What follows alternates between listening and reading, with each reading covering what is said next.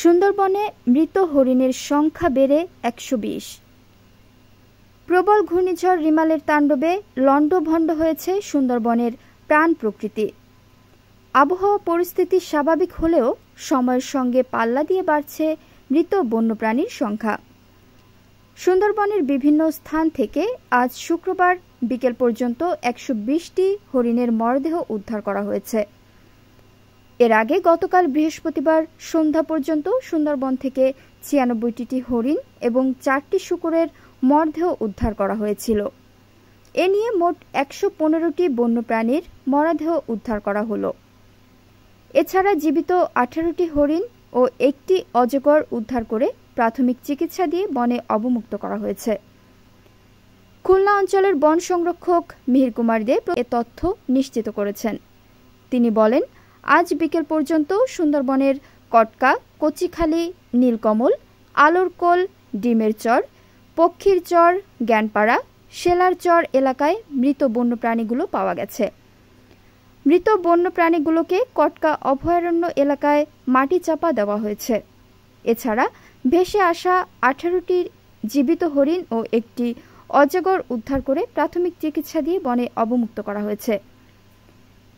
সুন্দরবন একাডেমির পরিচালক ফারুক আহমেদ বলেন, হরিণ অত্যন্ত নিরীহ প্রাণী। ঘূর্ণিঝড় রিমালের প্রভাবে সুন্দরবন পানিতে তলিয়ে গেলে এরা শুকনো কোনো স্থানে উঠতে পারেনি। মৃত হরিণের সংখ্যা আরও বাড়তে পারে। বন বিভাগের উচিত এমন দুর্যোগ মোকাবিলায় হরিণের আশ্রয়স্থল বা উঁচু স্থান নির্মাণ করা, যাতে সেখানে তারা আশ্রয় নিতে পারে। ঘূর্ণিঝড় রিমালের প্রভাবে জোয়ার জলোচ্ছ্বাসের পানিতে প্লাবিত হয় গোটা সুন্দরবন। ধীরে ধীরে সুন্দরবনের ক্ষত স্পষ্ট হচ্ছে বলে বন কর্মরত বনকর্মীরা জানান। ঘূর্ণিঝড় রিমালের প্রভাবে জলোচ্ছ্বাসে সুন্দরবনের মধ্য দিয়ে ৮ থেকে ১২ ফুট উচ্চতায় পানি প্রবাহিত হয়েছে।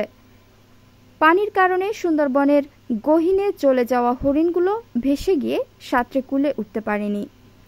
এজন্য হরিণগুলো মারা যেতে পারে। বন বিভাগ সূত্র জানায়, রিমালের আঘাতে সুন্দরবনের পূর্ব ও পশ্চিম বন বিভাগের ফরেস্ট স্টেশন অফিস, ক্যাম্প ও ওয়াচ টাওয়ারের ব্যাপক ক্ষয়ক্ষতি হয়েছে। ক্ষতিগ্রস্ত হয়েছে বনের ভেতরে বন বিভাগের কর্মকর্তা কর্মচারীদের যোগাযোগ মাধ্যম ওয়্যারলেস টাওয়ারও। মিঠা পানির শতাধিক পুকুর লবণাক্ত পানিতে নিমজ্জিত হয়েছে। বন বিভাগের অবকাঠামোগত প্রাথমিক ক্ষয়ক্ষতির পরিমাণ ৬,২৭ লাখ টাকার।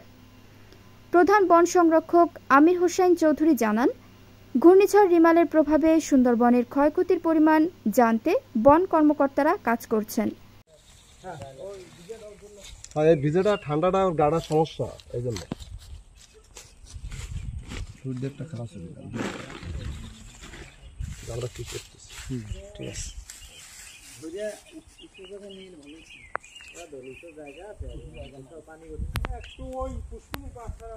আরেকটা জায়গা আছে, ওই যে জায়গায় অবশ্যই আমরা ই করি না যে অপারেশন।